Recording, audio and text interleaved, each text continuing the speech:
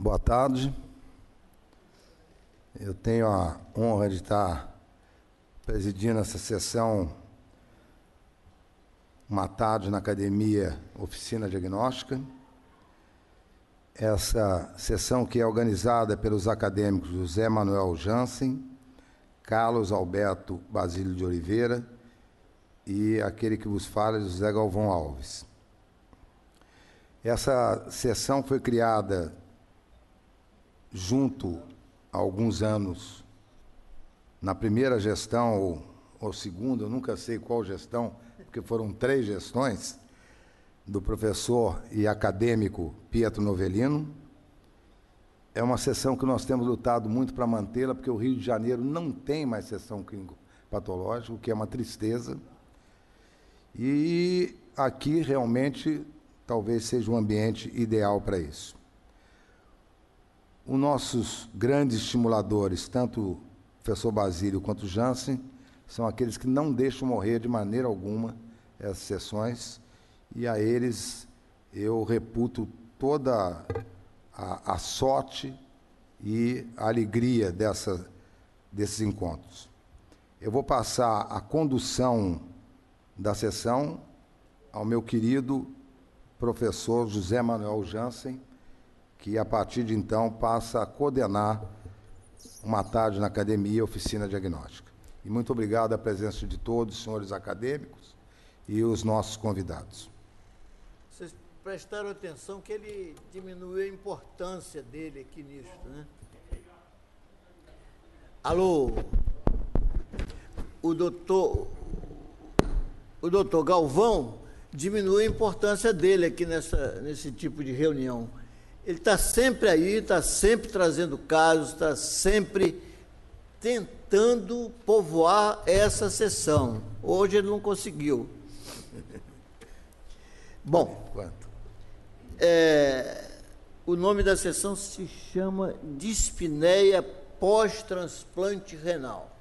Só essa palavra, esse título já diz o tamanho do desafio do debatedor. É um caso trazido pelo Dr. Domênico, da UERJ, que vai passar a apresentar a fase clínica. Cadê ele? Sumiu. Escondidinho. Não, está aí.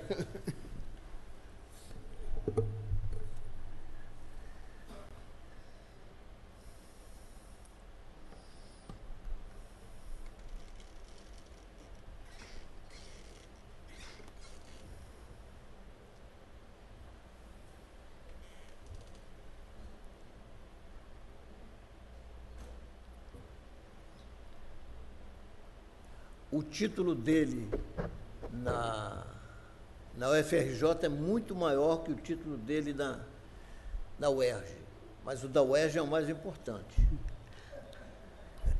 Boa tarde a todos.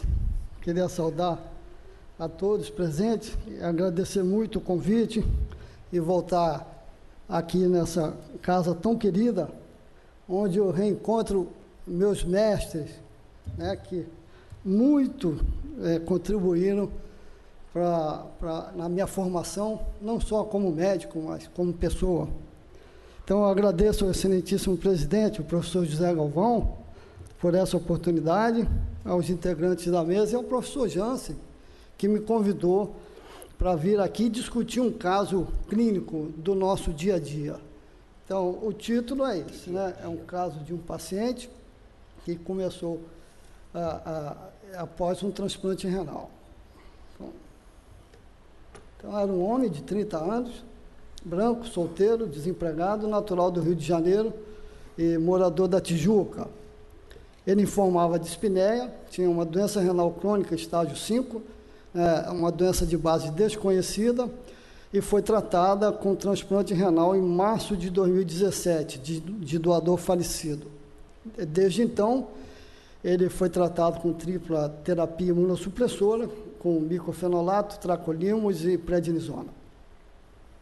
Em junho de 2017, alguns meses depois do transplante, ele iniciou um quadro de tosse seca persistente que evoluiu rapidamente para dispneia em repouso. Não tinha febre e nem hemoptóicos.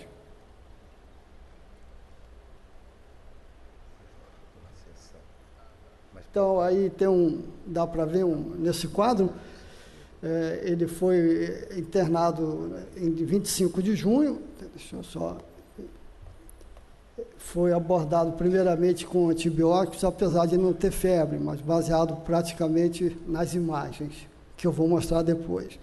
Então, se associou a esse esquema antibiótico claritromicina, foi suspensa a imunossupressão, foi iniciada a hidrocortisona, e em 28 de junho introduziu um outro esquema antibiótico com sulfametoxazol, ganciclovir, meropenem, e tamanha gravidade do quadro clínico e a piora da dispneia desse paciente. E, por fim, 2 dias depois, associou-se anfotericina B ao tratamento.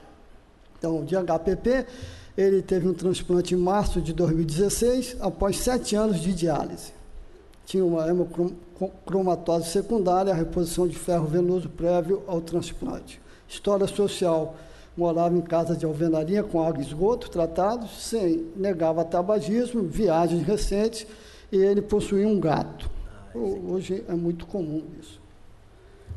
Estava em mau estado geral, hipocorado, 2 cruzes em 4, desidratado, frequência respiratória de 26 incursões, frequência cardíaca 107, saturação baixa de 86. Com 8 litros. Aparelho cardiovascular em 2 tempos, sem sopros, ausência de turgência jugular.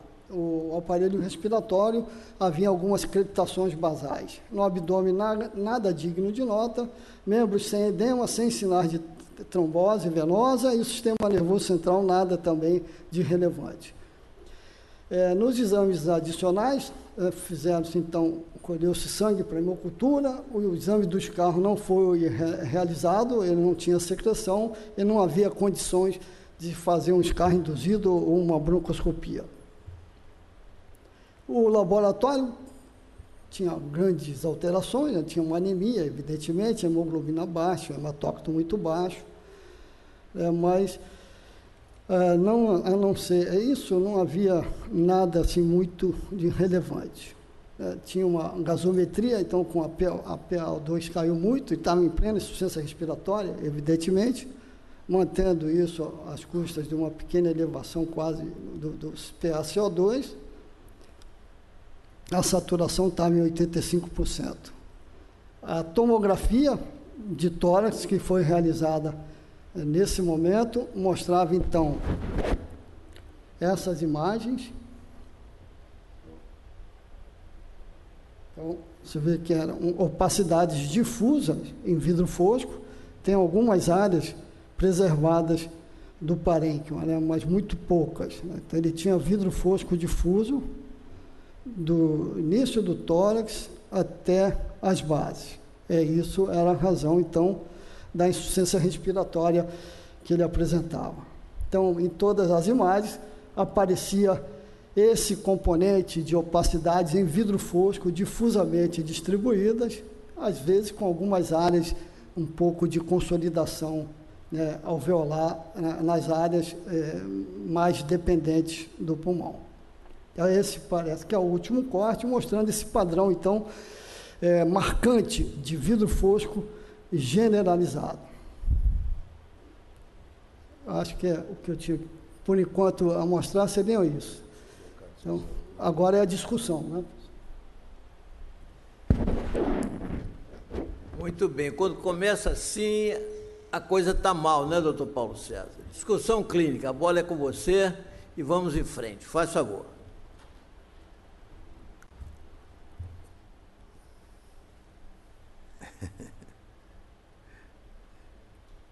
Embora tá mesmo. Cozinho bom.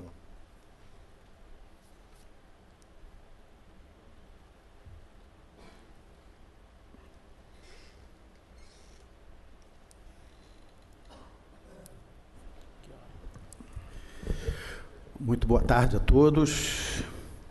Gostaria de saudar o presidente da sessão, professor José Galvão Alves, meu ídolo, de quem muito aprendi nos bancos escolares, e o professor José Manuel Jansen, que além de ser meu mestre, meu guru, é a pessoa que me coloca de vez em quando nessas saias justas para debater, para discutir alguma coisa, como essa que a gente pretende fazer agora. Saúdo também aos demais acadêmicos presentes e aos convidados e convidadas aqui presentes nesse auditório. Começar a minha apresentação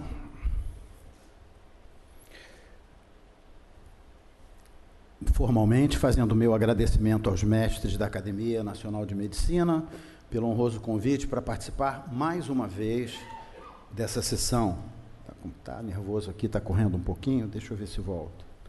Em agradecimento especial ao professor José Manuel Jansen pelos ensinamentos, pela confiança, pelo convívio, pela amizade. A vinda aqui, nesse auditório, que eu considero um templo, né, da ciência, é aqui que se reúnem as pessoas ilustres da nossa medicina nacional, com esse texto aí em grego, com essa figura desse busto que está aí e toda a imponência desse salão, me deixa sempre emocionado quando vem aqui. E não é a primeira vez, aconteceu em junho, 24 de julho de 2014, quando vim também para ser debatedor no caso clínico sobre mieloma múltiplo. Na ocasião, a sensação de que tinha era expressa por essa fotografia e por essa frase. Eu me sentia como se estivesse numa arena, como um gladiador que teria que me defender um caso, apresentar uma hipótese diagnóstica, fazer alguma consideração diante de tantas pessoas com um conteúdo de conhecimento, de saber tão imensamente maior do que meu. Mas foi um desafio legal, foi muito interessante, gostei muito de ter vindo aqui. Tanto que aceitei o convite do professor Jansen para um novo desafio, no dia de hoje, 25 de julho de 2019, para a gente conversar a respeito de dispneia pós-transplante renal. Para continuar com a sensação que tive daquela oportunidade, eu resolvi fazer uma analogia, expressar o que sinto no dia de hoje dessa forma, né? Me sinto ainda um gladiador, me sinto ainda desafiado a superar essa adversidade e a sorte está lançada. Vou tentar, então, expor minhas ideias a respeito. Vamos ao caso. Foi dito que é um homem de 30 anos, com doença renal crônica, de base desconhecida. 7 anos após o tratamento dialítico, ele foi transplantado, em março de 2016, obtendo o rim de um doador falecido. Então, é um procedimento muito comum, transplante de órgãos sólidos é o mais comum no mundo e muito frequente no nosso país. Comparado com a diálise, ele é a forma de tratamento mais adequada, a forma de tratamento mais adequada para as doenças renais crônicas. A taxa de sobrevida aumentou significativamente, ou seja, o transplante tem sido um método que soluciona o problema desses pacientes renais, muito mais do que a diálise antiga, peritoneal, e mesmo a hemodiálise, que é o procedimento mais moderno. No relato do caso, fala-se em hemocromatose secundária à reposição de ferro prévia. Não há nenhuma menção de quanto tempo foi, qual a quantidade que foi, e eu fiquei curioso para isso e fui ver o que poderia estar acontecendo aí. A hemocromatose secundária, ela pode ser determinada em doenças congênitas ou adquiridas, mas é mais frequente em pacientes cujo tratamento requer múltiplas transfusões sanguíneas. E na leitura que fiz a respeito do tema, verifiquei que as complicações pulmonares não são muito frequentes. É mais frequente a complicação cardíaca, com insuficiência cardíaca funcional e arritmia, que na maioria das vezes leva o paciente ao óbito. 2 informações no caso, e eu recebi do professor Domênico previamente essas informações que ele passou nos slides, mas 2 informações no mínimo curiosas, né?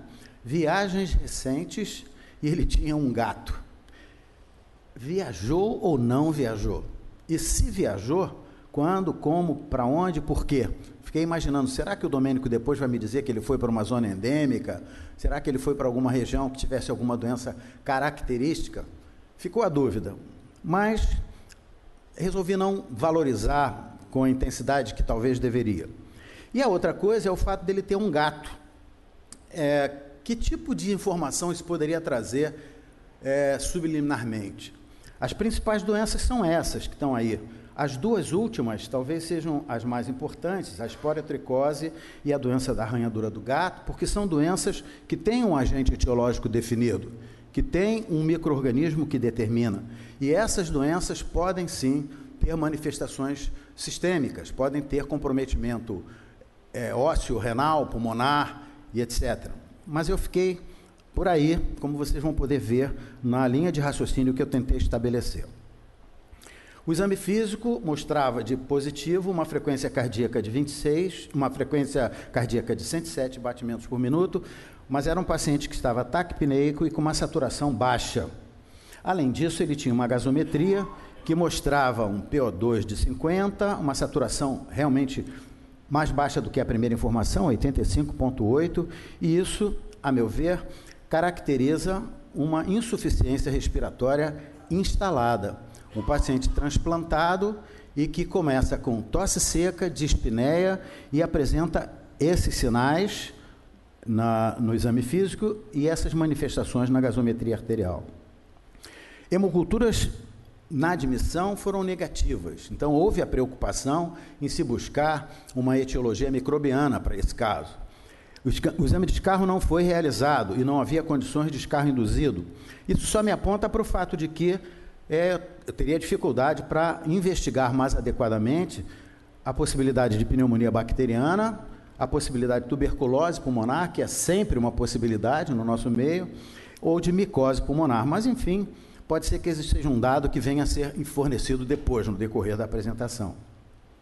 Em 26 de junho, ele tinha esses dados do exame laboratorial: um hemograma com uma anemia, um hematócrito baixo, como o Domênico já falou, o leucograma com uma contagem global normal, mas, interessantemente, ele tinha formas imaturas dos neutrófilos no sangue periférico, 2, mielócito, metamelócito, 22 núcleos em bastão e uma linfocitopenia de 12%.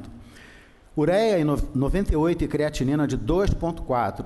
A transaminase e a fosfatase dentro de uma faixa de normalidade, e isso me diria apenas que comprova a disfunção renal que esse paciente possuía, e essas outras contribuições são pouco expressivas, digamos assim, para o caso. Desde março de 2016, esse paciente era submetido a tripla terapia imunossupressora, com micofenolato, tacrolimus e prednisona. E em junho de 2017, ou seja, 15 meses após o transplante, ele iniciou esse quadro de tosse seca persistente que evoluiu rapidamente para a dispneia de repouso. A conclusão que eu posso tirar até esse momento é de que esse paciente está apresentando manifestações evidentes de um comprometimento respiratório e ele é um paciente imunossuprimido cronicamente. 17 meses usando uma terapia tríplice que prejudicava de uma forma importante a sua imunidade. Em 25 de junho, ele estava em uso de antibióticos, amoxicilina com ácido clavulânico e claritromicina, e foi introduzido hidrocortisona, no momento em que foram suspensos os imunossupressores. Acredito que esse paciente deve ter chegado com um estado geral realmente muito ruim, que pudesse suscitar para quem o examinou logo de início, que ele tivesse um comprometimento sistêmico severo, notadamente respiratório, e que isso poderia se tratar de uma complicação dessa imunossupressão crônica que ele estava sendo submetido. A primeira conduta adotada, então, me indica que houve a suspeita clínica de uma infecção bacteriana. Introduziu-se antibióticos, suspendeu-se o corticosteroide dele. 3 dias depois, houve piora clínica do quadro e foi administrado sulfametoxazol, um antiviral, meropenem, e no dia seguinte acrescentou-se, então, um antifúngico mais potente que a gente tem, que é a anfotericina B. Essa conduta, essa segunda conduta adotada, me faz inclinar para o seguinte pensamento: esse paciente parece ter apresentado algum tipo de suspeita clínica de infecção não mais bacteriana, mas sim viral ou fúngica, porque a terapêutica foi mudada, em função, talvez, da piora clínica em 3 dias de tratamento. A minha análise em relação a tudo isso até aqui fica no seguinte: um paciente jovem, transplantado renal, submetido à imunossupressão crônica, que apresenta complicações respiratórias de caráter inflamatório, que evolui com um comprometimento pulmonar difuso pelo quadro clínico, pelo complemento laboratorial, pelo que já foi visto aí das radiografias, das tomografias, e esse paciente desenvolve insuficiência respiratória severa.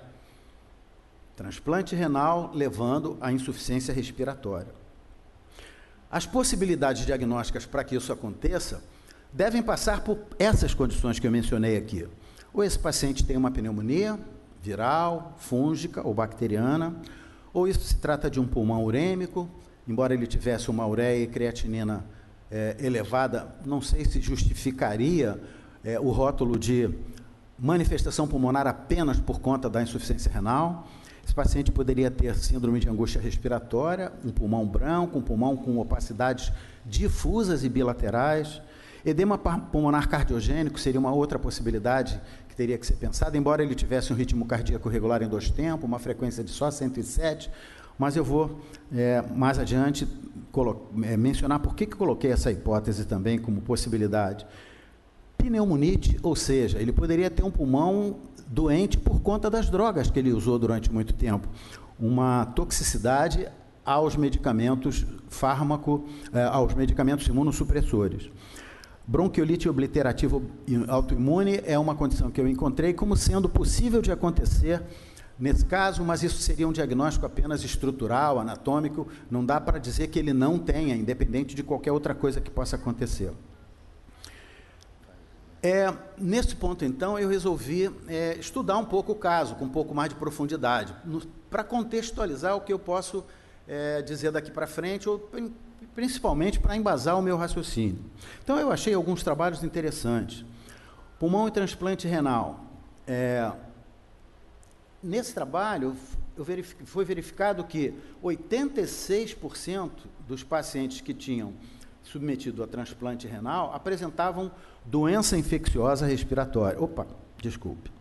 Apresentavam doença infecciosa respiratória. Acho que essa setinha aparece ali, né? Infecções oportunistas. Vamos lá, meu filho. Tá. Infecções oportunistas, traqueobronquite, abscessos pulmonares. 5 pacientes dessa série que foi estudada apresentavam doença pulmonar iatrogênica, né? Agressão do próprio tratamento, imagino que seja a imunossupressão ou alguma coisa mais agressiva.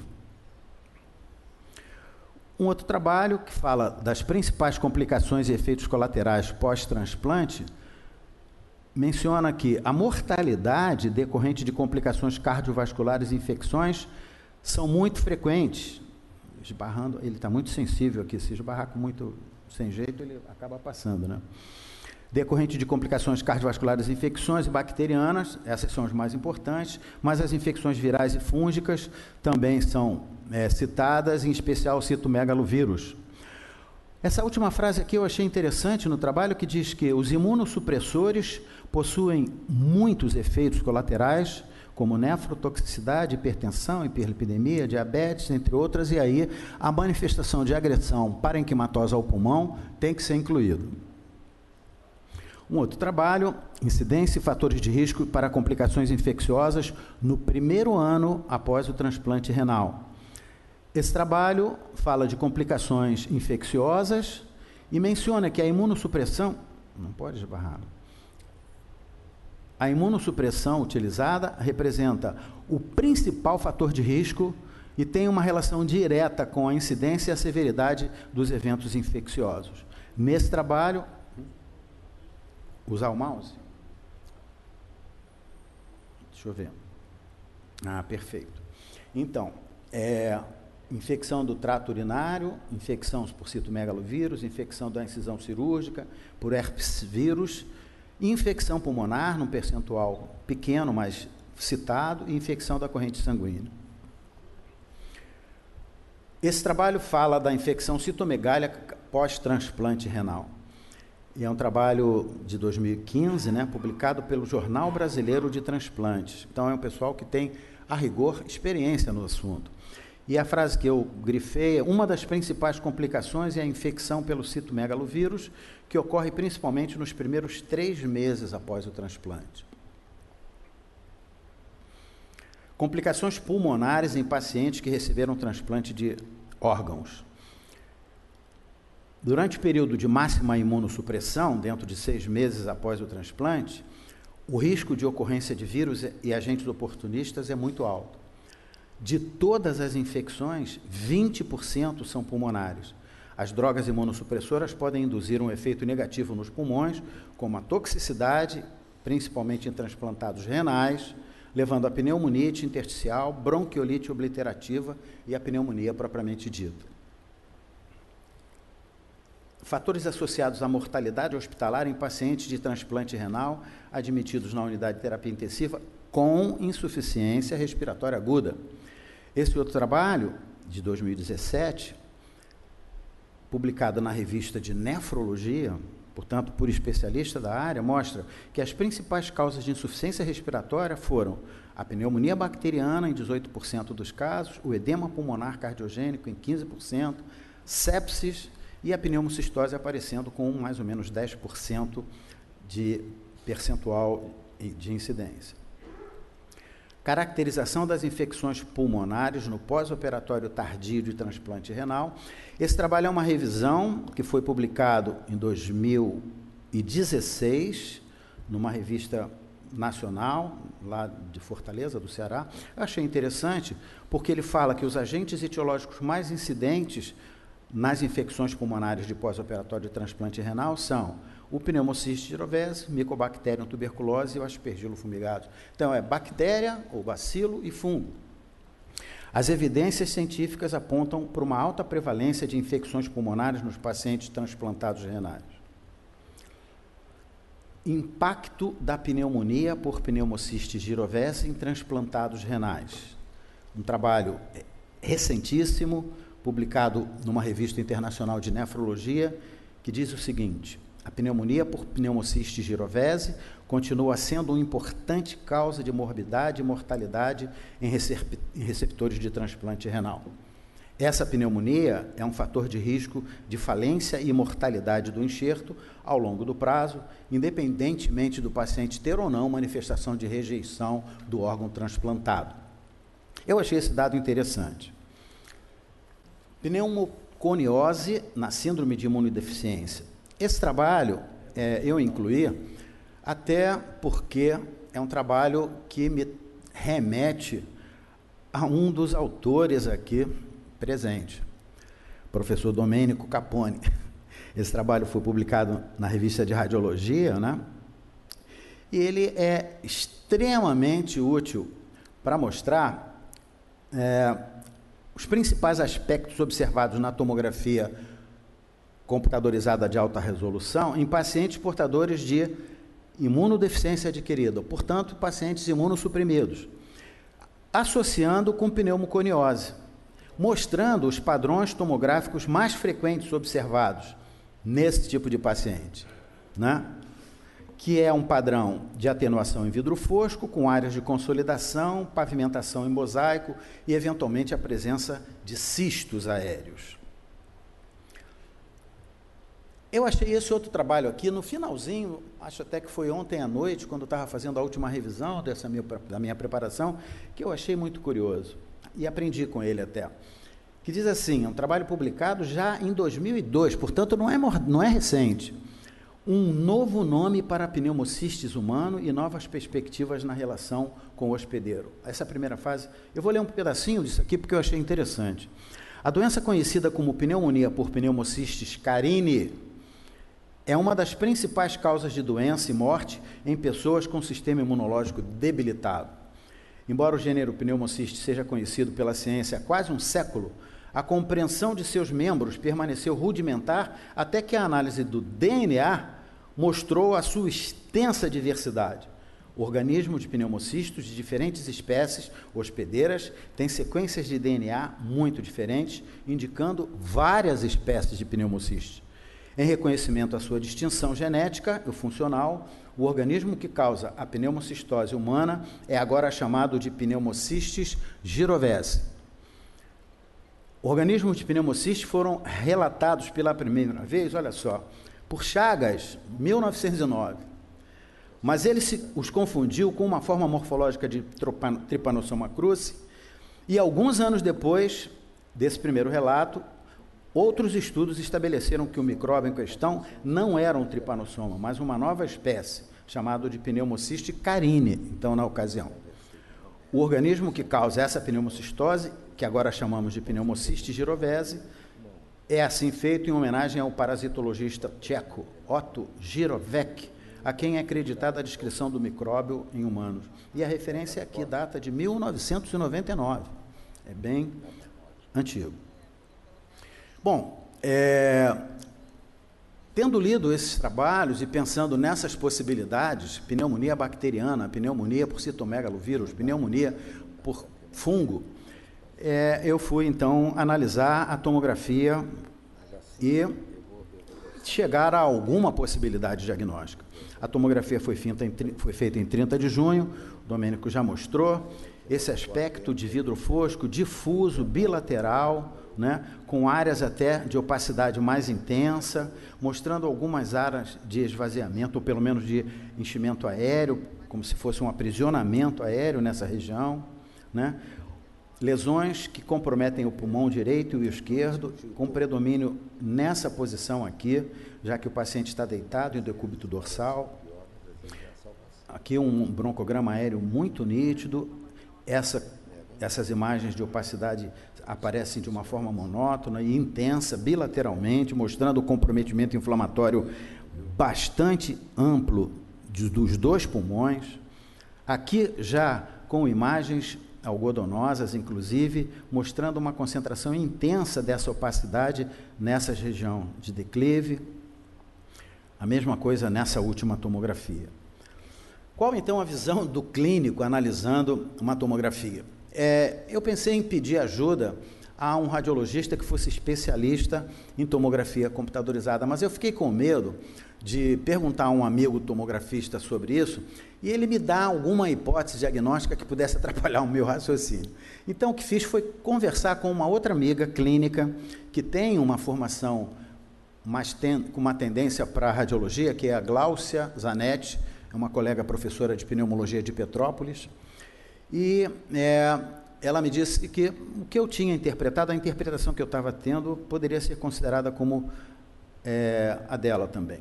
E o que eu achei? Eu achei que ele tinha opacidades em vidro fosco, difusas, bilaterais, com algumas áreas indicando aprisionamento aéreo, sugerindo espessamento de paredes, como acontece nas bronquiolites obliterantes, focos de consolidação mais intensas, alveolares, bibasais, e eu acho que poderiam estar associadas à posição de decúbito dependente, porque o paciente, para fazer a tomografia, ele teve que ficar deitado, ou então expressar um comprometimento parenquimatoso muito intenso de caráter inflamatório.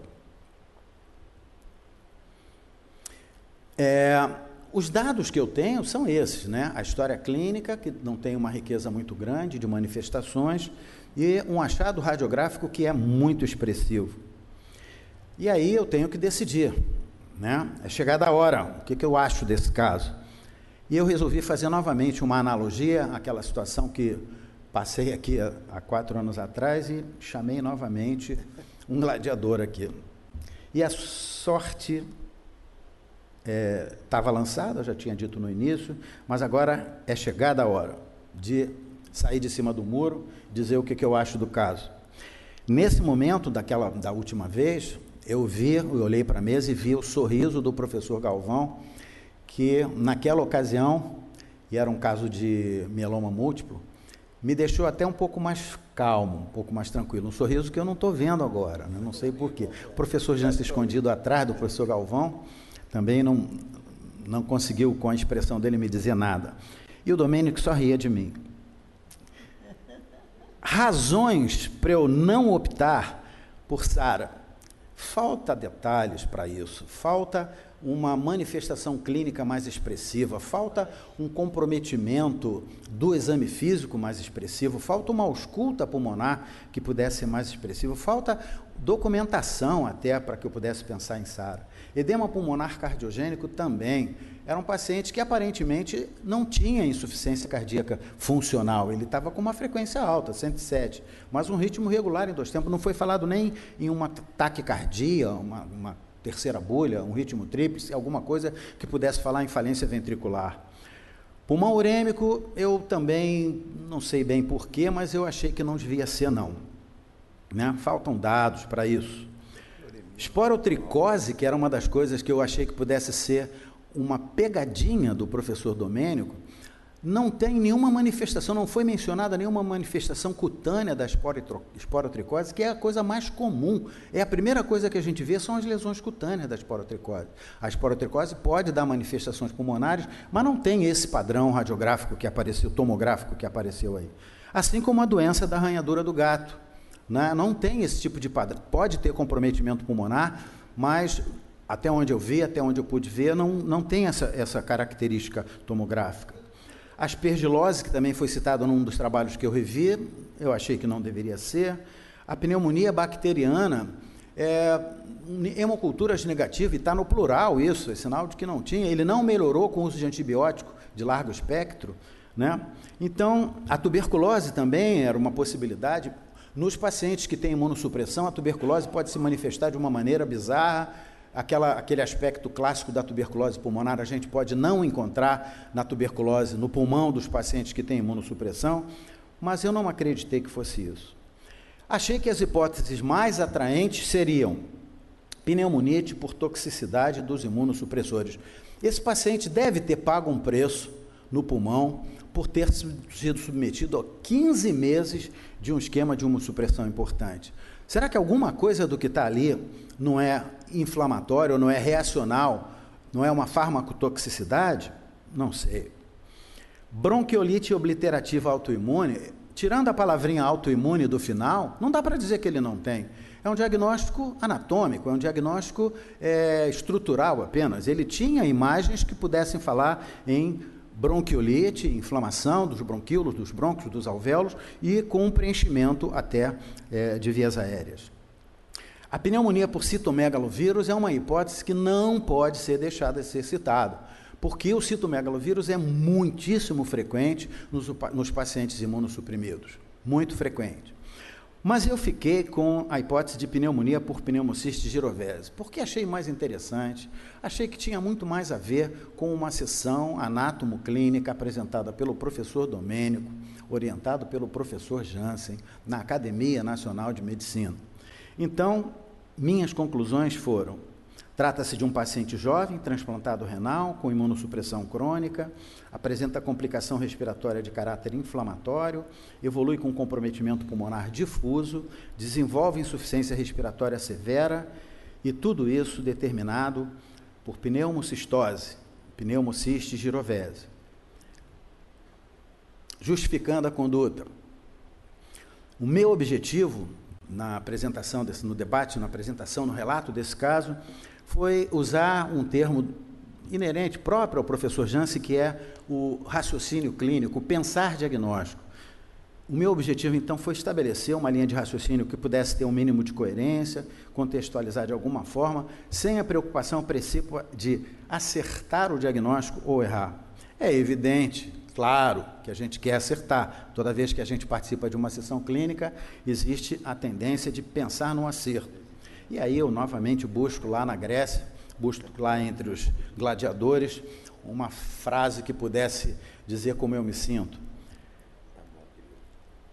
A salvação de uma vítima ou de um vencido nunca deve esperar pela salvação propriamente dita. Então, se tiver certo, ótimo; se não tiver certo, faz parte do destino de quem se coloca por uma situação como essa. Eu vou deixar uma mensagem final, de uma forma, me perdoem se foi muito pessoal, se é muito cabotina da minha forma, mas eu li tanto a respeito disso que fiquei tão interessado né? E me lembrando de que passei aqui naquela tarde de 4 anos atrás, eu resolvi colocar um final dessa forma. Falar de Espartaco, o mais famoso gladiador da história. Espartaco era um soldado trácio que tinha sido capturado e vendido como escravo.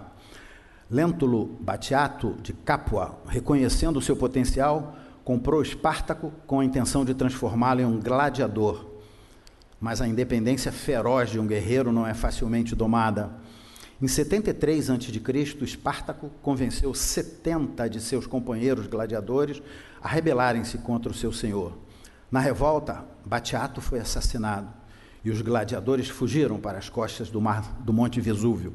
Na fuga, Espartaco reuniu homens livres e também muitos outros escravos, criando um poderoso exército. Treinaram para aquilo que ficou historicamente conhecido como a Terceira Guerra Servil, ou a Guerra dos Gladiadores. Legiões inteiras foram enviadas para matar Espartaco, mas foram facilmente derrotadas pelo espírito de luta e a experiência dos gladiadores. Em 71 a.C., Marco Licínio Crasso juntou 50.000 soldados romanos bem treinados, perseguiu e encurralou Espartaco ao sul da Itália, derrotando as suas forças e matando o ex-escravo. Posso morrer hoje. O corpo de Espartaco, contudo, nunca foi encontrado. Se morrer hoje, me escondo em Teresópolis, professor Jansen, para nunca mais voltar aqui.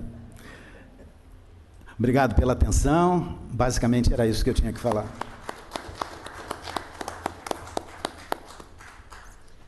Muito bem. De latim, nós lucramos alguma coisa.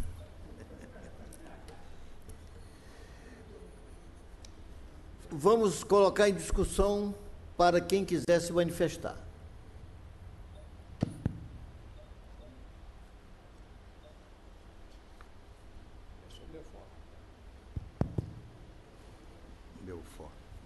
Boa tarde, muito obrigado, excelente. Talvez com uma responsabilidade menor, porque eu não sou nefrologista, né? Posso até ser considerado meio oftalmologista, meio médico como oftalmologista. Eu gostaria de saber qual foi o diagnóstico que levou ao transplante. Talvez eu tenha perdido. E segundo, se tem biópsias antes disso? O diagnóstico da indicação do transplante? Não. Eles não identificaram qual foi a causa da insuficiência renal. É isso, Domênico? Isso. Não foi identificado ou não foi apresentado por questão didática? Não foi identificada. E a biópsia, ele vai falar da biópsia. Claro que tem biópsia. O doutor Basílio está aí pronto.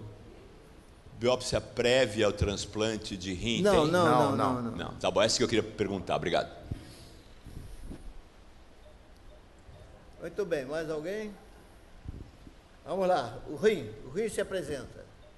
Senhor presidente de sessão, senhor coordenador, prezados confrades, eu queria parabenizar o doutor Paulo César, que para mim não é nenhuma surpresa as qualidades clínicas. Nós tivemos a oportunidade até de trabalharmos juntos no CTI do Hospital Santa Teresa há muitos anos atrás, né? E ele sempre que vem aqui nos traz excelentes apresentações.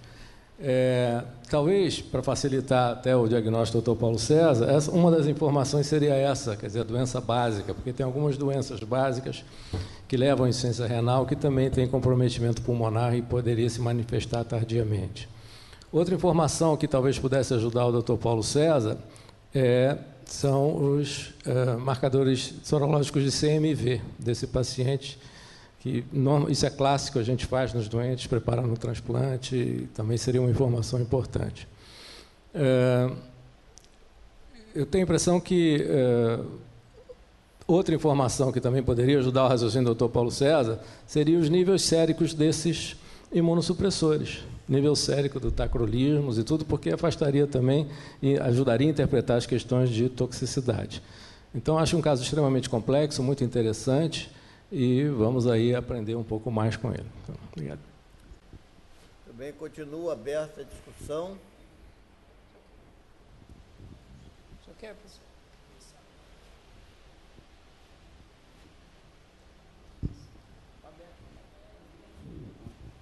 Faça favor. Presidente Novelino. Ele não quer, não. Ele está O que ele quer?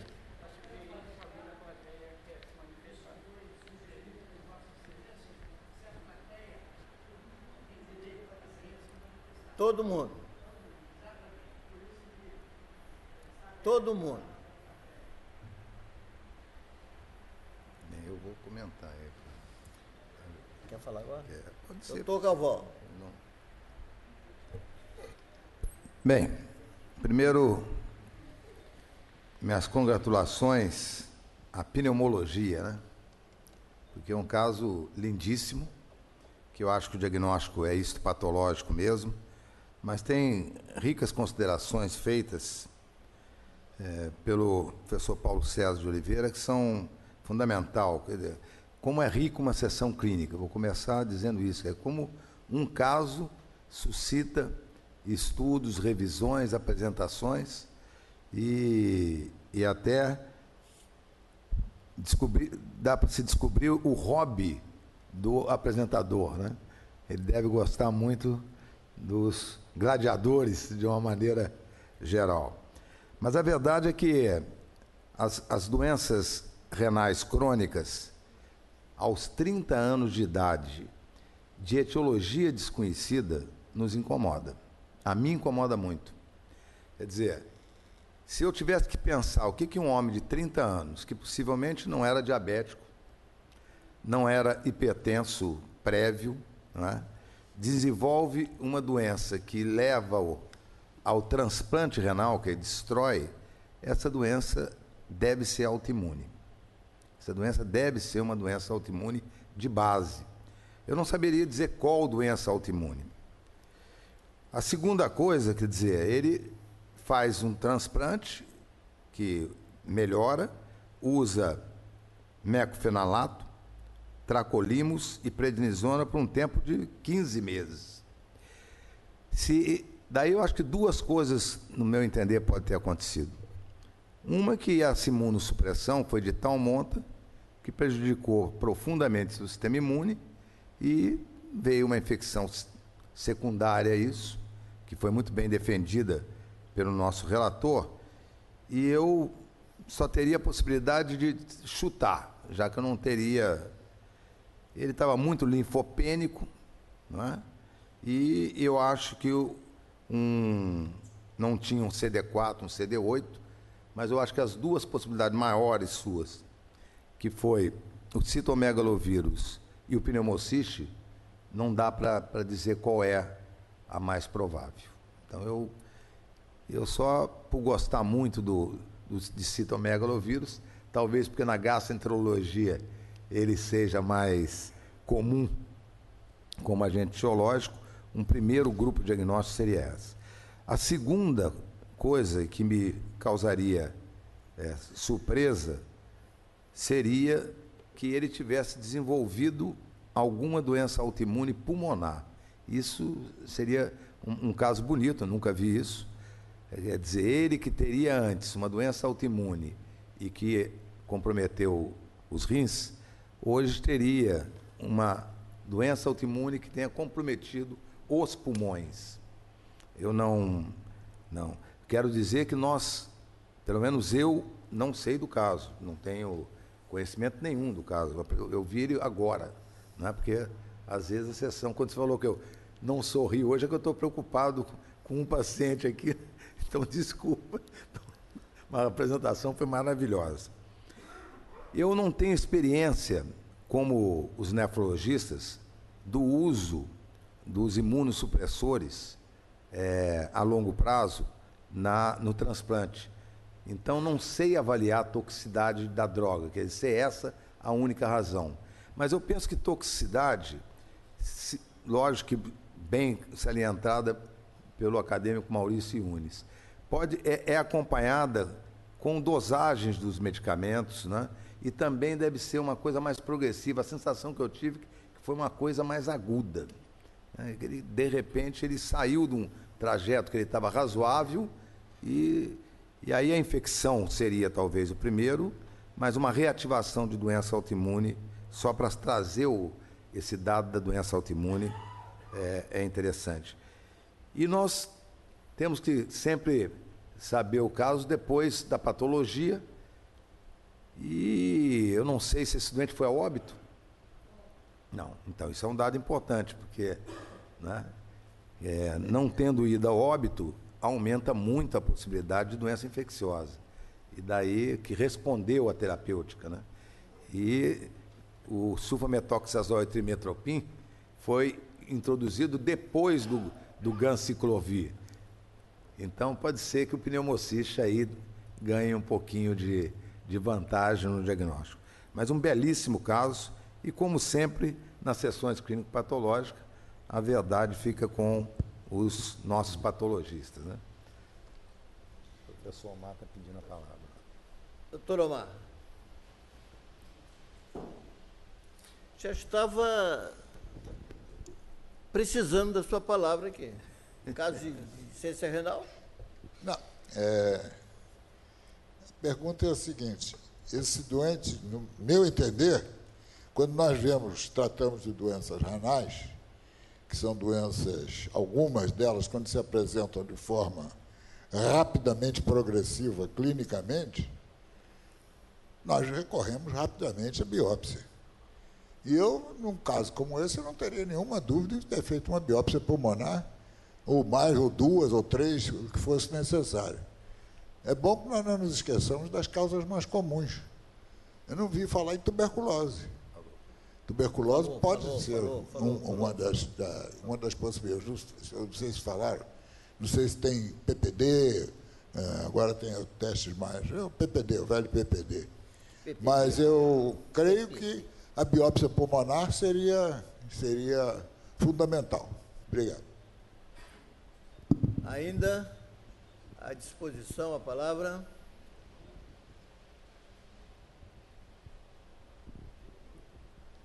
Mais ninguém. Bom, é claro que esse caso só se resolve com biópsia. É claro. A discussão pelo Dr. Paulo César, para nós pneumologistas, não é nenhuma surpresa. A verve do Dr. Paulo César leva-o aos gladiadores para... Na verdade, ele está lutando contra a gente. Aquele filme Gladiador, o gladiador mata o imperador na arena, que era inimigo pessoal dele. Bom, quem falou bem do Dr. Paulo César aqui foi o Dr. o acadêmico Sérgio Novis, que hoje está com insuficiência renal. Ele falou para o Dr. Paulo César que ele tinha muita pena de não ser estudante nos dias de hoje para poder aprender com as aulas do Dr. Paulo César. Então, isso aí já diz por que eu fui buscá-lo para cá. Bom, duas coisas importantíssimas foram comentadas e destacadas aqui. Primeiro, uma insuficiência renal crônica num paciente de 30 anos. Isso positivamente não é normal, que foi transplantado e parece que foi bem, ele ficou com creatinina de 2,4 e tal. E depois apareceu alguma coisa, que o doutor Paulo César foi enveredando por aqui, por ali, mas geralmente em causas infecciosas. E a segunda coisa foi uma pergunta do doutor Galvão aqui. O doente morreu? Ele estava tão grave? Ele estava com aquele pulmão inundado? Não, inundado tem outras conotações. Aquele pulmão todo tomado, né? Morreu? Aí o doutor Domênico diz assim, não, uma cara mais simples do mundo. Isso é o dado talvez mais importante deste caso. O doente tão mal não morreu. Não vou discutir nada disso, eu sei do caso. Então, nós vamos passar ao doutor Basílio. O Domênico primeiro conta como é que foi a evolução até a biópsia, e a biópsia o Basílio enfrenta. De lá mesmo? De lá? Pode.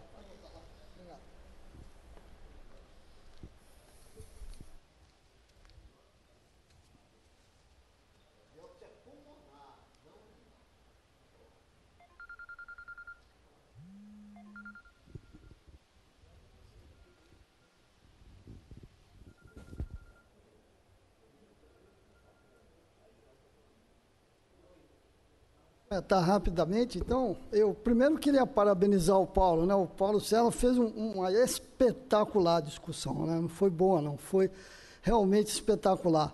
Eu aprendi quando era estudante, né, que era assim que se fazia, naquelas sessões memoráveis que a gente assistia no Hospital Gafrengui. Ele fala, não é importante acertar o diagnóstico. É lógico, é importante acertar o diagnóstico para tratar o doente, mas na sessão não. O que é importante na sessão é a discussão, e isso o Paulo César fez com maestria mesmo. Eu quero informar também que eu não atuo mais na área clínica. Eu já fui clínico, eu me detenho na área da imagem. Eu vi esse caso e eu tirei essas informações fielmente do prontuário. Então, o gato, o periquito, a gente brinca muito lá na UERJ, hoje virou uma perseguição a esses animais. Os residentes, os internos, fazem umas histórias que a gente não fazia, né? Fazem perguntas aos pacientes que na nossa época não existiam. Gato, cão, eu falo, deixa o bicho em paz, ele não tem problema nenhum com isso, não. Que eles querem implicar agora tudo ao ambiente, tudo ao animal. Então, isso é um outro detalhe também que eu queria comentar. E eu vi esse caso no dia da tomografia, com a residente, que eu esqueci o nome, não sei se o Arnaldo lembra, esqueci o nome dessa menina. Ela já saiu ano passado de lá, e ela foi responder esse parecer e discutiu a imagem comigo. Eu fiz um diagnóstico assim, é isso. Só tem um diagnóstico, fui ousado, né, nesse caso, mas evidentemente que o caso é muito complexo, é muito difícil, e necessitava, claro, de uma biópsia de pulmão para comprovar a hipótese.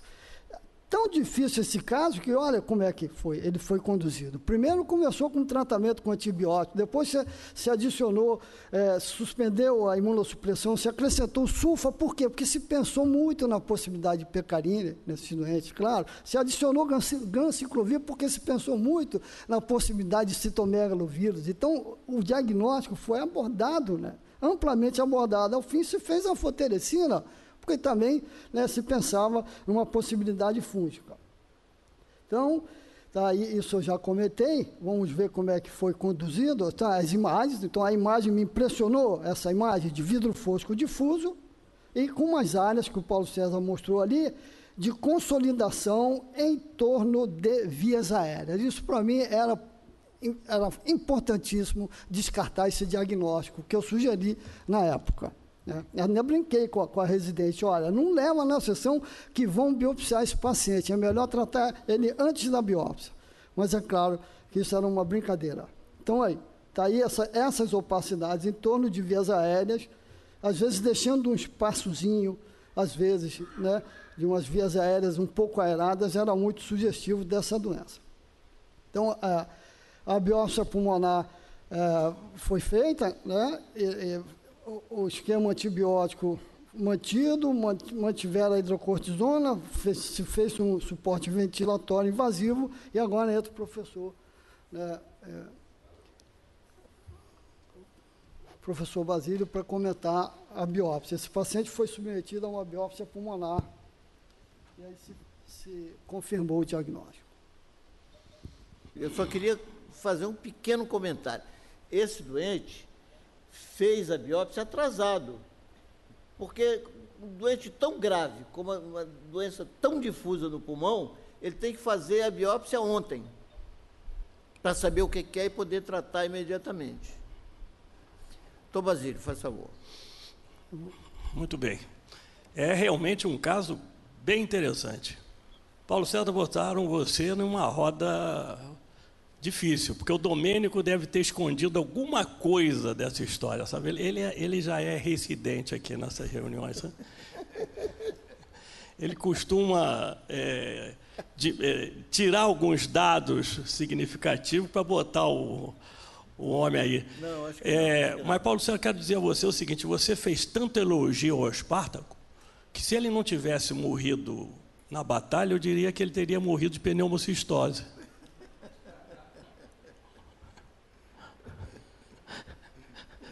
Hein, Galvão? Você não acha? Hein, Paulo César? Não, sem dúvida, né? Bom, Eu acho que a comunicação aqui com o pessoal a plateia aqui, que está um pouco calada, né, precisa ser incentivada para dar as suas opiniões, aqui, as suas sugestões. Naturalmente que o apresentador que defendeu brilhantemente essa reunião, essa discussão de caso, esgotou muito e deu magníficas lições aí de coisa. Mas nós temos alunos aqui presentes, né? E aluno é uma coisa que ele está sempre, deve ser convocado para fazer as suas manifestações. Naturalmente que eu não vou, nem passa pela minha cabeça, exigir que ele faça um diagnóstico que foi esmiuçado aqui, que dificilmente alguém chegou a alguma conclusão. Mas poderia se perguntar o seguinte: é doença infecciosa ou uma doença autoimune, por exemplo? O que a turma pensa? Concorda com pneumocistose, né? Que eu continuo chamando de Carine, viu? Porque esse negócio lá de mudar o nome do Carine, que o Antônio Carine, que era o italiano que veio trabalhar no Brasil, e que Carlos Chagas descreveu esse agente, mas ele descreveu em ratos, ele não escreveu em humanos. Carlos Chagas descreveu esse pneumociste, que depois foi dado o nome de pneumociste Carine, em animal de laboratório. Porque eles faziam experiências com doença de Chagas e aquele animal, eles faziam autópsia dos animais, ele viu uma coisa diferente que não era o tripanosoma. Por isso é que ele teve a oportunidade de escrever o pneumociste. O que vocês acham aí? É fungo? É doença autoimune? É uma coisa alérgica? O que vocês estão achando aí? O que vocês tiram aí de conclusão aí desse caso? O que você acha? Autoimune. Doença autoimune. Apareceu aqui já uma posição aqui, ó. Doença autoimune. E você? Também acho que é autoimune. Também acho que é 2-0. 2-0 aqui para doença autoimune. Hein, Galvão? O negócio tá ficando bom, né? Doença autoimune está ganhando aí, já está de 2-0, né? Score de ontem lá hein? Foi 2-0. Lembrar que o negócio ontem foi 2-0. Vamos parar por aí, porque senão não vai ter nem chance de retorno. Bem, vamos projetar então, Domênico, aí, porque eu recebi o material por e-mail. Está aí, ó. Esse é o primeiro slide. E recebi também, e fiz questão de trazer alguma documentação nossa a propósito, para ilustrar mais um pouco.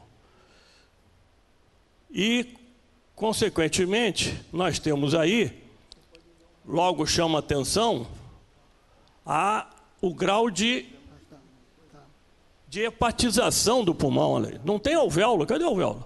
Tem alvéolo. Ele está... Eu estou procurando a minha aqui, não consegui. Peraí, eu vou achar a minha, está aqui no... Eita.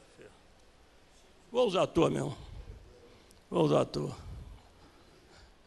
O parênquima pulmonar está hepatizado. Não tem alvéolo, né, Omar? Você não está vendo alvéolo aí? Tem uns espaços aéreos aqui, um comprometimento de pleura, talvez aqui, tal coisa. Tem outro, pode passar outro, Domênico. Olha aí. Aí já tem estiócitos, olha um estiócito espumoso aqui, ó. Outros estiócitos espumosos presentes. Não tem descamação para dentro dos espaços alveolares. Tem células inflamatórias. Exaltação de pneumócito 2 aqui, ó. Estão bem ativados, os núcleos bem hipercromáticos, etc. Passe a outro. Olha, aqui é o revestimento epitelial aqui. Portanto, estamos numa área de bronquíolo terminal, né? É bronquíolo de primeira ordem, segunda ordem, terceira ordem, duto alveolar e saco alveolar. Alvéolo, essa é a ordem do ácido pulmonar. Aqui tem pouca descamação, o revestimento do bronquíolo, ocupação, umas células alongadas, reparem, uns fibroblastos, miofibroblastos.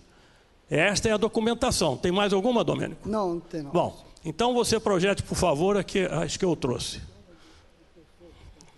Com esse material, o patologista, usando essas lâminas e outras, naturalmente fez o diagnóstico. Pode passar. O que eu fiz do material para ilustrar? A primeira coisa foi trazer uma classificação para que a gente situemos-nos no problema. Vamos situar o problema. Então, se isso é uma doença pulmonar intersticial, nada melhor do que mostrar uma classificação das pneumonias intersticiais. Então, nós temos aquelas intersticiais de maior intensidade, mais raras.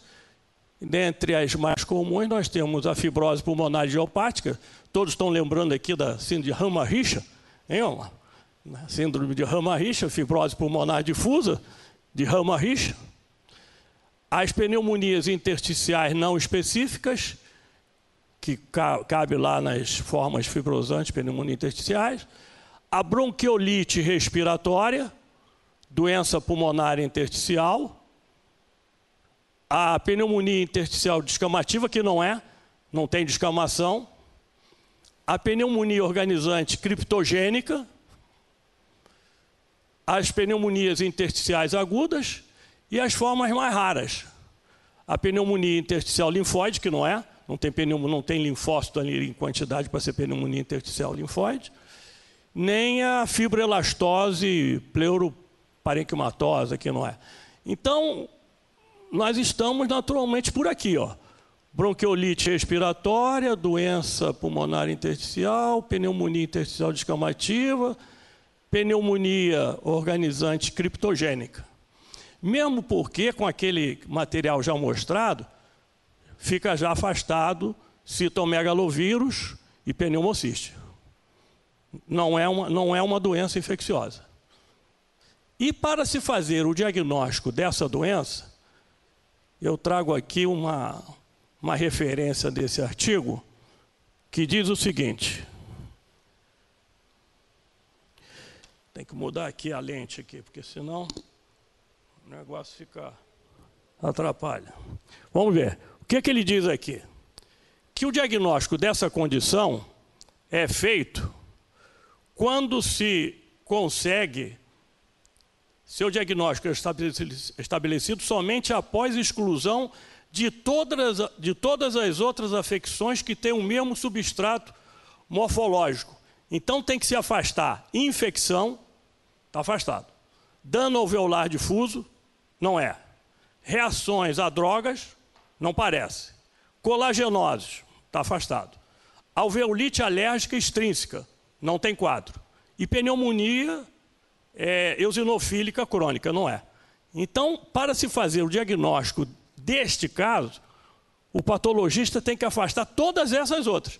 Vai fazer quase por exclusão, junto com um quadro microscópico. Então, passemos os slides que foram trazidos por mim. Pode passar. Olha lá.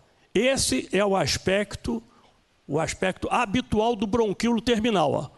Esse é o bronquíolo terminal. Bronquíolo terminal tem um revestimento epitelial, está aqui, ó. A luz, o espaço, aqui vai passar o ar, ele tem que estar vazio. Os fibroblastos aqui, algumas células inflamatórias de defesa e o revestimento.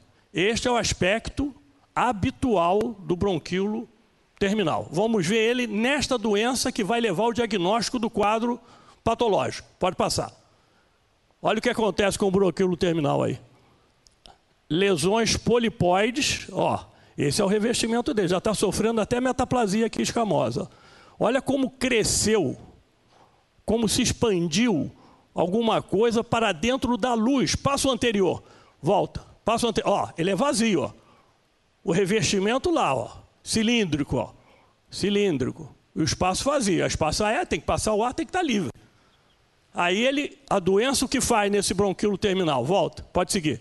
Ó, projeta lesões polipoides para dentro dele, ó. descama células do revestimento epitelial. Isso é no bronquíolo. Vamos ver no parênquima. Pode passar. Ah lá. O parênquima ocupado por essa proliferação de células inflamatórias, o bronquíolo comprometido, né? Edema, fibroblastos, miofibroblastos alongados aqui, ó. Seguinte. Olha lá. Até a setinha mostrando já uma organização, uma tentativa de organização para dentro do espaço alveolar, o que justifica o quadro radiológico de vidro fosco, porque passa a ser um parênquima todo homogeneizado, compacto aí, não tem espaço alveolar. E ela está se organizando. Eu acho que o próximo é o último slide, pode passar. Olha aqui, organizou o espaço alveolar. Cadê o espaço alveolar? Não existe mais. Ele está ocupado pela proliferação de fibroblastos e miofibroblastos e células inflamatórias. Portanto, o diagnóstico final é de... Tem mais algum? Passa a projeção do Domênico aí, que tem o diagnóstico lá escrito. Pode passar.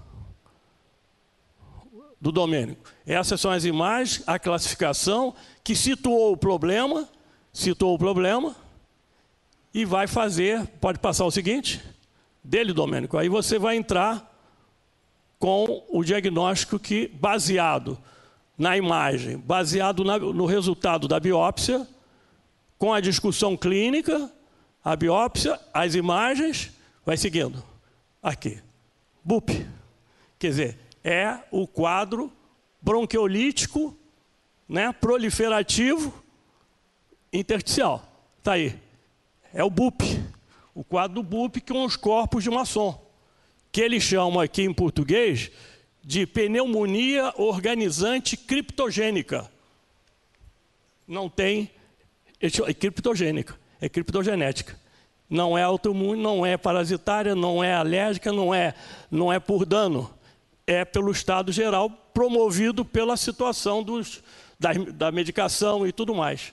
Então, é aquilo que hoje se conhece como BUP, que, traduzido aqui, chama-se pneumonia organizante criptogênica ou criptogenética. Esse é o diagnóstico aí, material da biópsia.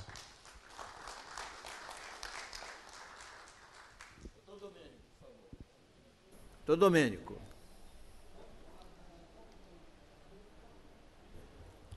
Então, o resumo é esse, né? Um paciente com dispneia progressiva, tosse com infiltrado pulmonar em vidro fosco difuso e condensações ao redor de brônquios, 1 ano e 7 meses após o início do tratamento.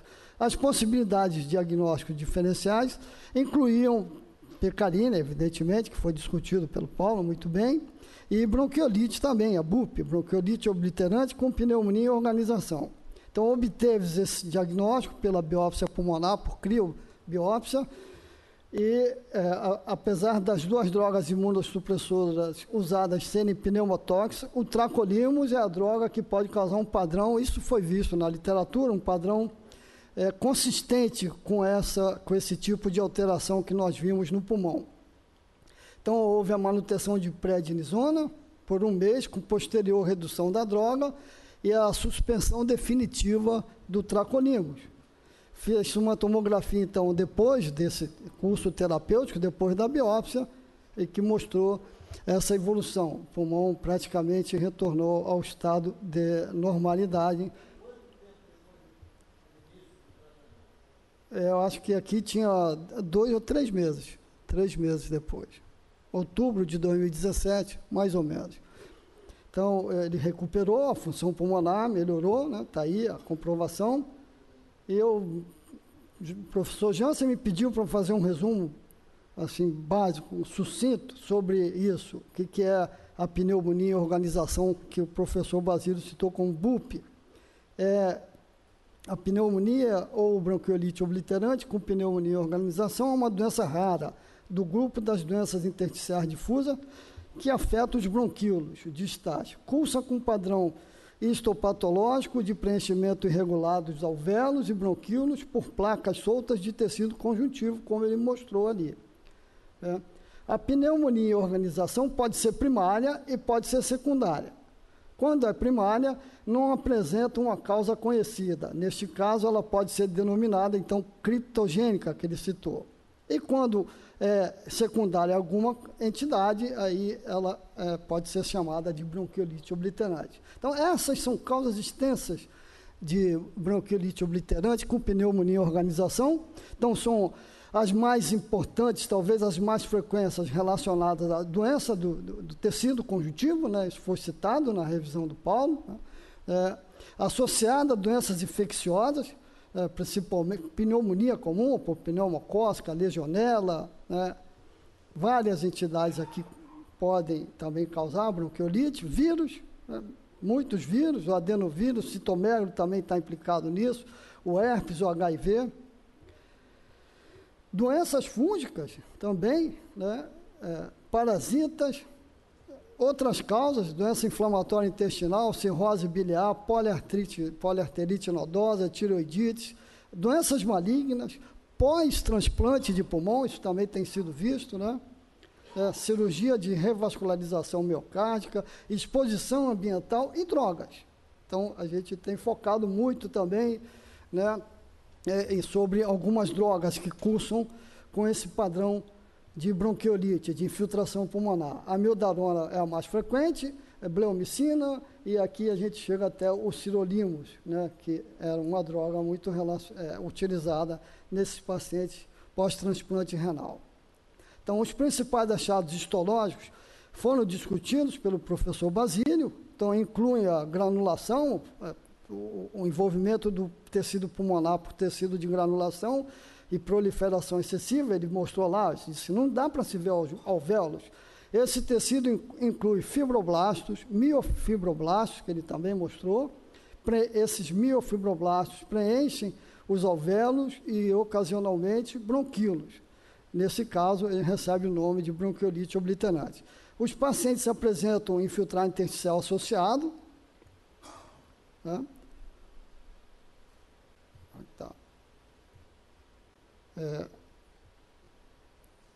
Infiltrado intersticial associado com metaplasia epitelial do tipo 2 e existe ainda a presença de macrófagos espumosos nos espaços alveolares. Tem duas formas, né? A forma clínica subaguda ou crônica, o quadro inicial é confundido frequentemente com pneumonia, né? Pneumonia bacteriana comum. Então, nós tivemos vários casos lá no UERJ, não sei se o professor Jean se deve lembrar do tio de um colega nosso, um professor lá da UERJ, que abriu um quadro com manifestações reumáticas, artralgias em pequenas e grandes articulações. Ele tinha artrite reumatoide e fez um infiltrado pulmonar, foi para a biópsia, isso foi em 1997, professor, o senhor lembra disso? Foi para a biópsia de pulmão e o diagnóstico foi BUP, e a tomografia também era muito sugestiva para esse diagnóstico. Não, geralmente é uma doença idiopática, né, descrita por Epler em 1985. O quadro clínico é muito característico, com o início dos sintomas de aproximadamente 3 meses. É um sintoma subagudo e crônico. Então, esses pacientes são frequentemente confundidos como portadores de pneumonia, apesar de muitos deles não terem febre. Tem tosse seca, quase sempre, dispneia progressiva e anorexia. No exame físico, são evidenciados frequentemente estertoração fina. Tem hipoxemia, que pode ser moderada a grave. Os exames mostram um VHS quase sempre elevado, muito elevado. Na radiografia, tem um infiltrado intersticial alveolar, principalmente nas bases, em torno, né, de vias aéreas. É a prova de função pulmonar. O distúrbio predominante é um distúrbio ventilatório restritivo, apesar do termo utilizado ser de bronquiolite, ele não causa obstrução. Então, de exames gerais, tem uma proteína C elevada, um VHS muito elevado, o lavado broncoalveolar pode ter a presença de linfócitos aumentados, né, mas o que define o diagnóstico, na verdade, é a biópsia pulmonar. Então, histologia já foi comentado, os sinais radiográficos que sugerem a doença são descritos como opacidades parenquimatosas bilaterais com predomínio nas bases. A tomografia tem um apelo diagnóstico muito forte quando ela apresenta um padrão, né, tomográfico que define a doença e que se caracteriza como isso, ó. Ou opacidades difusas em vidro fosco, esse paciente tinha, opacidades parenquimatosas associadas com opacidades do tipo consolidação, ele também tinha, predominando em torno das vias aéreas. E o outro padrão sugestivo é a presença do sinal do ar invertido, que foi descrito nessa doença.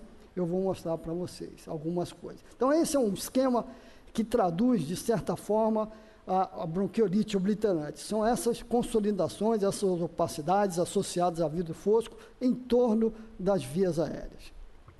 Isso é muito sugestivo, né? Do ponto de vista radiográfico, esses pacientes evoluem, ó, isso é o mesmo doente, de 2008 até 2012, então ele evolui, essas opacidades vão evoluindo, elas mudam de lugares, às vezes melhoram, depois reaparecem e, em alguns casos, evoluem para fibrose pulmonar.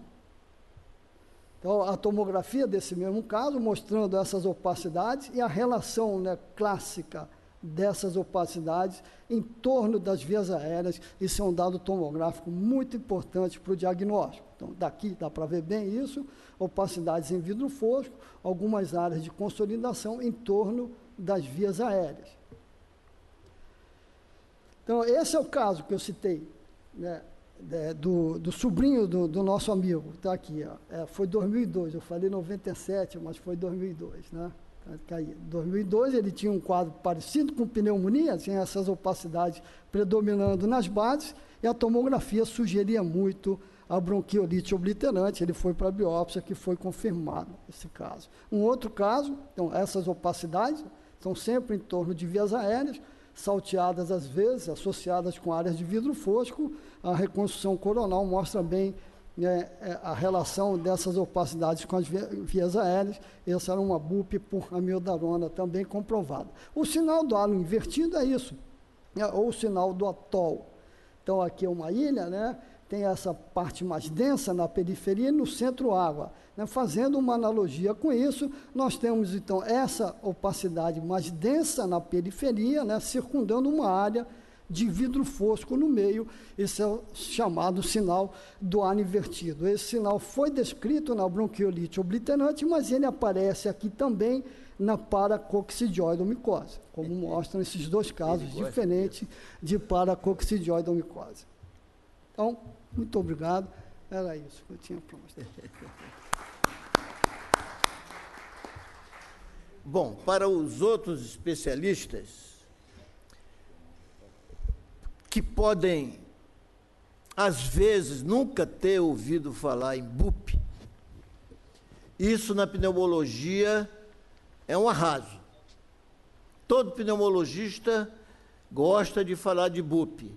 Todo radiologista morre por falar de BUP. Vocês acabaram de ver. Bronquiolite obliterante com pneumonia em organização. Quer dizer, pega árvore brônquica distal e pega o parênquima pulmonar, fazendo o que o Basílio nos anunciou de uma hepatização geral. Bom, as doenças intersticiais continuam sendo um grande mistério. Agora, os patologistas internacionais se investiram do dom de fazer a classificação. Essa classificação, a que o Basílio, inclusive, se referiu, é muito questionável.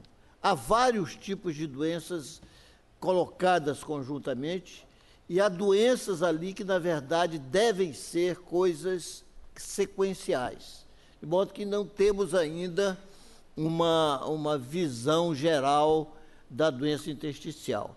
E elas são tão diferentes que a doença intersticial comum, usual, ela evolui de uma forma que quase não se tem nada a fazer. Enquanto esta aqui, vocês viram isso hoje, é uma doença gravíssima que com corticóide em altas doses rapidamente resolve o caso.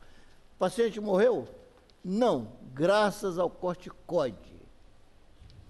É um verdadeiro milagre, né? Ela é completamente diferente das outras doenças intersticiais. Vocês viram um caso com 50 de PaO2,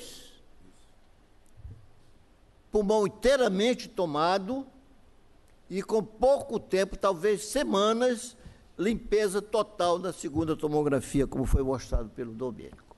Eu, no momento, tenho no consultório um paciente que eu tive a ousadia de fazer o diagnóstico só pela tomografia, e aí eu tive o apoio de vários radiologistas, inclusive o Domênico, e comecei o corticóide em altas doses. Ao fim de 4, 5 dias, ele já estava bem melhor e está tomando corticóide alto, 40 miligramas de prednisona, há 6 meses, e agora eu vou começar, já comecei a diminuir até a gente ver até onde chega, e no momento ele já diminuiu 10 miligramas do corticóide que tomava e está indo bem.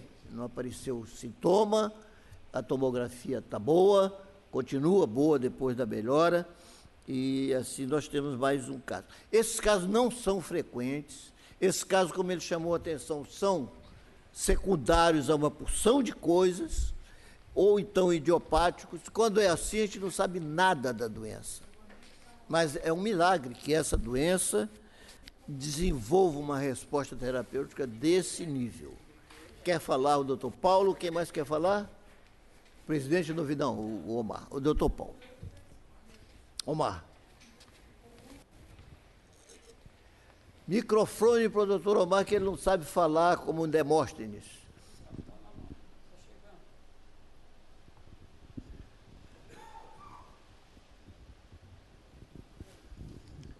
Como é que faziam os romanos que não tinham microfone, Paulo? Eles se comunicavam lá nas reuniões democráticas dele. Depois você nos diz, que você sabe tudo dos romanos. Os anfiteatros eram de melhor qualidade. Eu tinha pedido a palavra por 2 razões. Disse o professor acadêmico Jansen que certos pneumologistas vivem de falar da BUP e os radiologistas morrem. E eu ia perguntar aí o que é que acontece com os doentes. Mas ele já respondeu. Sobrevive. De modo que uma das... Porque a nossa dúvida, o Maurício esteve conversando aqui, como é que se explicaria que, diante de uma doença como essa, que tem pelo aspecto histopatológico, se demorar um pouquinho, isso vira fibrose irreversível, como é que o indivíduo conseguiu responder ao tratamento? Não foi ao tratamento pelos antibióticos, foi pelo corticosteroide, certamente. E o motivo segundo, eu aproveito a ocasião, vai encerrar essa sessão nesse minuto, essa história de férias é uma coisa que atrapalha muito. Na maioria dos lugares não existe férias de um ano, um mês, durante o mês de julho. Frequentemente, nós temos aqui o anfiteatro ocupado nessas sessões por dezenas, até uma centena de estudantes. Vão perder, primeiro perderam essa sessão. Segundo, imediatamente a seguir, o senhor presidente vai dar o conhecimento que se passará. Perdeu a academia 2 membros honorários de saudosa memória, e vão ser lembradas as memórias dele dentro de alguns minutos, e eu gostaria de convidar aqueles que estão para que permanecessem, e agora, em poucos, acho que 4 horas está marcada a sessão. Muito obrigado. Doutor Paulo César, por favor. Doutor Maurício, por favor. Quer falar? Não, é apenas para contribuir. Você tem notícia como ficou a função renal desse doente, Domênico? Não. É porque, assim, é um caso bem interessante, super interessante. Chama a atenção que esse quadro é descrito com sirolimus, que não é a droga que esse doente fez. a menos que tenha sido feito numa fase aguda e que não tenha sido informado. Quer dizer, tacrolimus não é uma droga normalmente associada a esse quadro. Então, é um quadro digno até de nota, de publicação, se ficar comprovada a relação com a presença da droga. O segundo é saber como é que esse doente ficou, porque ele certamente ele não ficou sem imunossupressão. Né? Passado esse quadro agudo pulmonar, ele precisaria retornar a um esquema imunossupressor, porque ele é um transplante doador falecido, certamente não sustentaria sem imunossupressão. E é um quadro realmente interessante. A conexão do medicamento com esse quadro, como em muitas outras circunstâncias clínicas, é meramente especulativo, circunstancial, especulativo. Né? Quando acontece muitas vezes, a gente passa a associar com maior facilidade. Como é o caso da mildarona e outra. Né? Outra coisa interessante também que eu queria perguntar aos pneumologistas é se alguma infecção, que a princípio todo mundo estava contendo uma infecção viral, talvez pudesse ter sido gatilho para que esse quadro acontecesse como foi apresentado aqui. E o tratamento antiviral tivesse contribuído também para pronta recuperação. Isso aí também é especulativo ao quadrado, né? Porque fica difícil da gente ficar dizendo que foi o antiviral que fez isso. Mas eu imagino que, por exemplo, os anticorpos... Mas ele só tomou o antiviral quando já estava doente. Mas eu imagino que a sorologia, por exemplo, para CMV, que certamente é controlada durante o período pré-transplante e pós-transplante, tivesse dado algum indicativo de possibilidade, que foi o motivo, talvez, do início da terapia. Então, é um quadro bastante interessante. A terapia foi no desespero, cara. Esse doente deve ter sido tratado no desespero, no escuro, até fazer a biópsia. Como sempre, a biópsia se impõe em muitos quadros, né? Quem quer mais falar? Doutor Paulo César. Bom, eu queria, antes... Não adianta se desculpar. Não vou, não. Antes, em princípio, agradecer, né? Porque eu aprendi algum tempo atrás, aliás, há muitíssimo pouco atrás, com um aluno, que, diante de determinadas circunstâncias na vida, duas coisas acontecem. Ou a gente acerta, ou a gente aprende. Eu excluí o erro, né, da possibilidade, porque eu acho que quando a gente não acerta, a gente tem a chance de aprender. E hoje, para mim, é um dia de aprendizado. Eu estou feliz por isso. Perdi ontem de 2-0, hoje o professor viu que foi 2-0 de novo ali, né? Mas não tem problema não, porque a gente vai ganhar no Maracanã e nós vamos ser campeões da Libertadores. E aí eu peço, eu ganhei a primeira em 2014, não vou dizer que perdi, mas estou aprendendo mais hoje. Voltarei aqui, se o senhor me convidar e me permitir, para uma tréplica. Agora, porque é interessante demais esse caso. Por que eu apostei tanto naquilo? Não vou me justificar. Porque eu até pensei, BUP, me faltou a imagem de ala invertido, que o Domênico fala disso para a gente há décadas. Eu não achei naquela tomografia. Eu achei que a BUP ela pode ser secundária a infecções virais e fúngicas. Por isso acreditei. E foi ótimo ter aprendido nisso. E uma outra coisa que me chamou a atenção é que esse doente estava usando corticoide. De repente, ele fez uma doença... Mas a dose é pequena. Ele fez uma doença que é tratada com o próprio corticoide. Viver é lutar e aprender. Obrigado, professor Jansen. Estou feliz da vida de ter participado hoje aqui da sessão. Muito bem, nós vamos ficar 5 minutos de descanso. Doutor Galvão está presidindo a mesa. Passo a palavra para ele.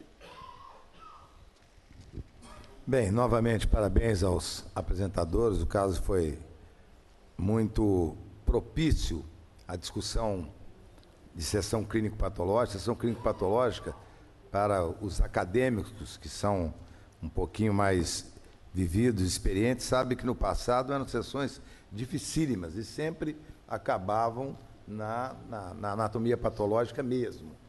Hoje muda um pouco o estilo de sessão algumas vezes. Necrópsia, né? Hoje substitui-se muito a necrópsia por biópsias guiadas por tomografia, por ecoendoscopia e tudo mais, né? Então, isso não diminui a importância do raciocínio clínico. A sessão clínico-patológica, foi lembrado por todos, não é fundamental acertar. Eu até brinco que não é fundamental, mas é gostoso. mas não é fundamental. Fundamental é ter um bom raciocínio diagnóstico. Isso que enriquece, isso que é a riqueza da sessão clínico-patológica. É muito chato o indivíduo que chuta uma coisa sem raciocínio nenhum e eu acertei a sessão. A gente não discute isso, a gente discute se o raciocínio foi lógico. A apresentação do Paulo foi maravilhosa, fez tudo como tem que ser feito, fez uma semiologia radiológica, fez um raciocínio diagnóstico usando o que ele tinha, e daí fez possibilidades, e dentro das possibilidades estava o diagnóstico dele, porque ele colocou lá uma lesão obliterativa autoimune. Foi a única diferença, é isso. E que eu não sei se não é autoimune essa doença. Nem nós sabemos, porque ela respondeu muito bem à corticoterapia. Será que isso não é uma reação autoimune? Foi só inflamatória? Nós não sabemos. Essa doença... Não é? Então, possivelmente sim. Mas, de qualquer maneira, a riqueza de se aprender com o outro, a riqueza do estudo do Paulo, das revisões que ele fez, isso é imbatível.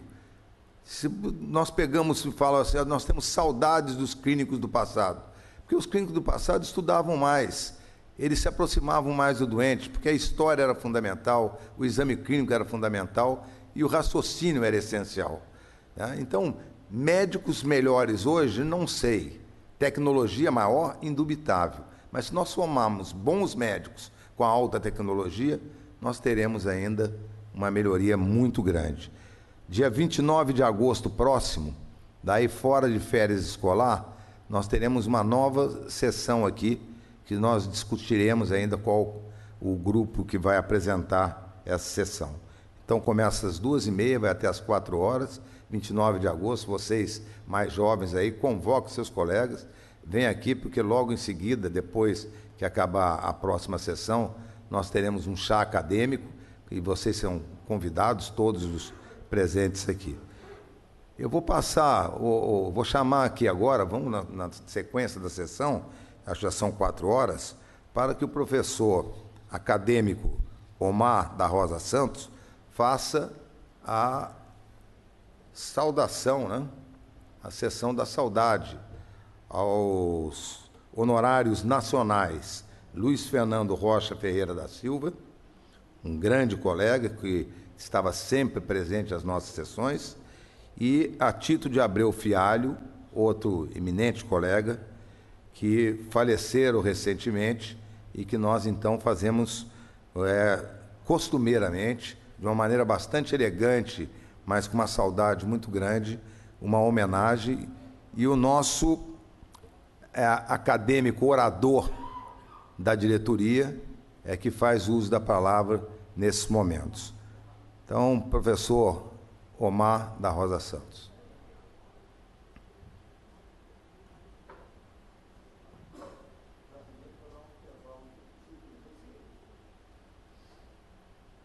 Vou ver se está aqui, eu não tinha visto. Bem, como o nosso vice-presidente está aí, eu vou dar um intervalo de 5 minutos para que ele assuma a sessão. Tá?